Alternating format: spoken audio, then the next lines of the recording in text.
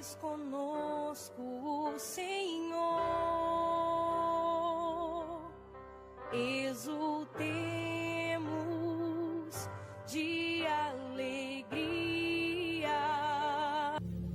Quantos relacionamentos precisam ser rasgados para que depois eles sejam costurados do jeito certo?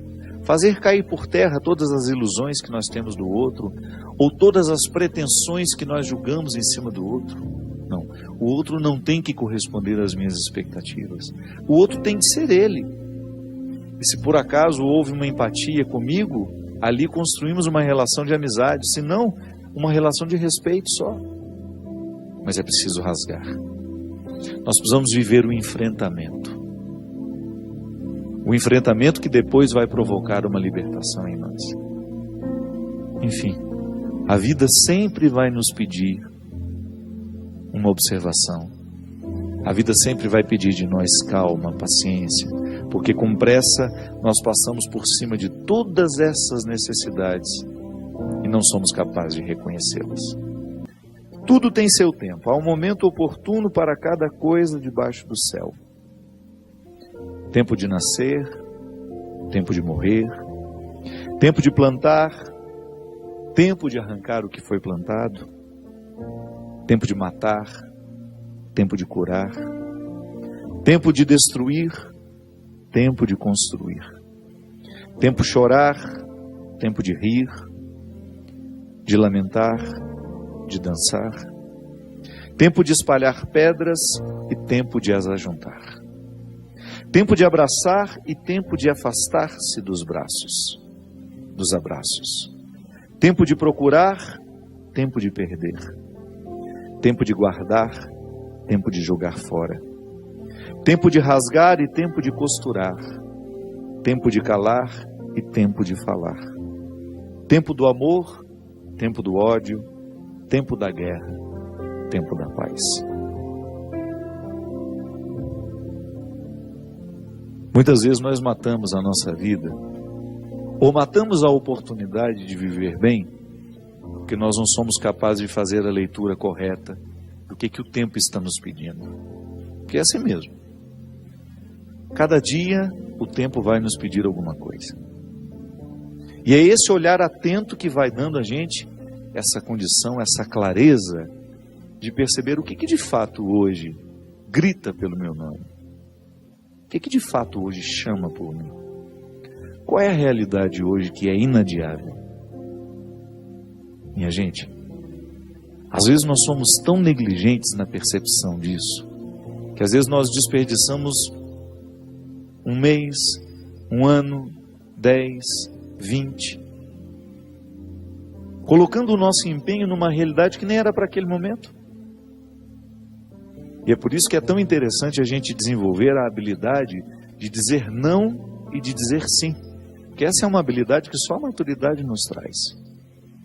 Que às vezes, porque somos imaturos, nós não sabemos nem dizer não.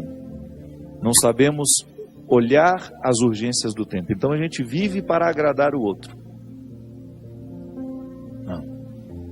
Antes de agradar o outro, você precisa perceber o que a vida está pedindo de você. Porque nem sempre aquilo que você pode fazer para agradar o outro, está em consonância com aquilo que a vida está pedindo de você. Mesmo que para a gente crescer, nós temos que ter coragem de cortar muitas coisas. A Sagrada Escritura diz: tempo de matar, tempo de fazer nascer. Tudo depende da percepção aguçada que nós precisamos ter para olhar o momento presente e descobrir o que de fato merece o nosso empenho. Quantas vezes eu na minha vida me empenhei no lugar errado, na questão errada. E depois não tem como ser feliz. Não tem como eu descobrir um contentamento sabendo que o meu empenho não foi onde deveria ter me empenhado. Não há possibilidade de eu me sentir realizado, de sentir-me bem com as minhas escolhas. Porque o que vai fazer com que eu me sinta bem é olhar para o contexto das minhas escolhas e ficar confortável com aquilo que foi escolhido. É interessante porque, às vezes, a nossa maneira de viver nos priva até mesmo dessa percepção. Nós estamos muito estranhos a nós. Não é estranho com o outro, não. É estranho a nós mesmos. Estranhos a nós mesmos. A música fala, né, que às vezes nós ficamos sem alma. O corpo precisa de alma. Sim, eu preciso de sustento para a minha vida. Eu preciso de significar a minha matéria. Eu preciso colocar alma em tudo aquilo que sou eu. Até na casa onde eu moro. Eu sempre saio de casa, e agora eu fiquei 17 dias fora de casa, porque eu emendei o evento que eu tive em Maringá, depois com a peregrinação, e da peregrinação já fui para o evento de Recife. Fiquei 17 dias sem pisar na minha casa. E a vida tem me ensinado que a casa não é um aglomerado de paredes. A casa é um sentimento que me ocorre. Não é só uma construção material, não. Quando eu entro dentro daquelas paredes que eu construí com o meu trabalho, ali eu identifico a alma que me sustenta. É um sentimento que me ocorre. Nós que voltamos da peregrinação agora, eu tenho certeza que todos experimentamos isso. Quando a gente abre a porta da casa, quando a gente entra, é um sentimento bom que nos ocorre. Isso é alma. É quando a matéria está plena de significados. É quando a gente começa a atribuir um significado que ultrapassa as paredes, os móveis, o telhado ou a laje, o jardim, o portão de entrada. É um sentimento que nos ocorre. E é interessante que a qualidade da nossa vida depende, está intimamente ligada à nossa capacidade de depositar alma nas coisas. Eu não estou falando dessa alma, do significado mais profundo da nossa vida, dessa dimensão espiritual que me conecta com a eternidade. Não. Eu estou falando de tudo aquilo que vive e que faz sentido à matéria. Traz sentido àquilo que é material. Então a gente usa de maneira inadequada o termo alma.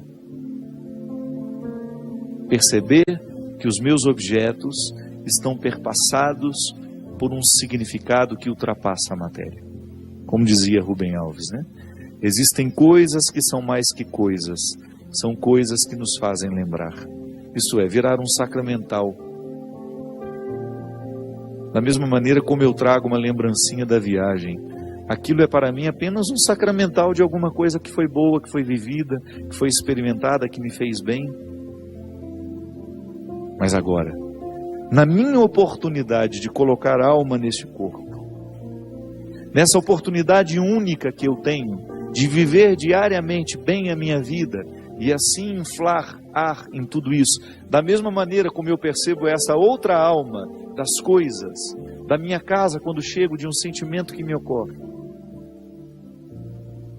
O viver bem, me trazendo a consciência de que hoje, quando eu observo as urgências da minha vida e me empenho nessas urgências, eu estou colocando alma no meu corpo. Ah, padre, essa visão separatista não combina com a teologia cristã. Eu sei, isso é só didática. Essa separação é apenas didática. Funciona tudo junto, corpo e alma estão, embora sejam realidades distintas, funcionam juntas. É unidade. Nós proclamamos a unidade de tudo isso. Agora, quando eu percebo, quando eu identifico que eu não estou fazendo, que eu não estou me empenhando para viver bem, eu estou sim fragilizando os recursos da minha alma, que são justamente para me ajudar a viver bem a própria vida do corpo. Trabalham em conjunto, minha gente. E nós muitas vezes negligenciamos a observância do tempo, como na Escritura que diz. O escritor sagrado fala justamente isso. Tempo de chorar e tempo de rir.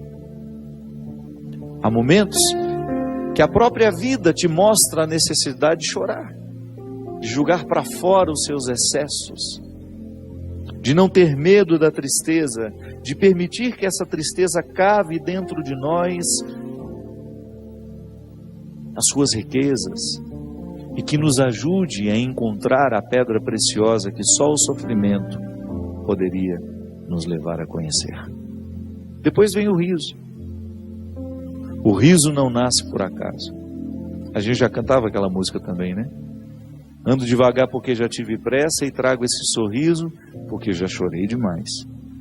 O sorriso é o resultado da lágrima bem chorada. O sorriso é o resultado final de um processo de luta que nós estabelecemos, de observar dia a dia qual é o empenho que aquele dia me pede, o que hoje eu preciso fazer para ter o direito do sorriso amanhã. E é bom, você sabe por quê? Porque à medida que nós estamos passando o perrengue, sabendo que ele será construtivo, já nascem pequenos sorrisos ao longo desse processo. Quando a gente fala de um sorriso final, é apenas a metáfora de um processo bem feito, bem vivido. Tempo de abraçar, tempo de se afastar. Quanto sofrimento, né? Em perceber o distanciamento como necessário ao crescimento do outro. É aquele filho que vai embora para estudar. Não dá para reter filhos. Por isso que é tempo de abraçar, é tempo de cuidar, é tempo de estar junto. E vai chegar o momento em que esse afastamento será necessário para o próprio curso da vida. Depois volta. Mas num primeiro momento a gente precisa do distanciamento. É a urgência do dia. Chegou a época, é preciso estudar. É preciso buscar um futuro fora daqui. Minha gente, quando nós observamos o movimento do tempo e as suas urgências, a gente entra dentro do contexto de uma sabedoria irrenunciável à nossa realização humana.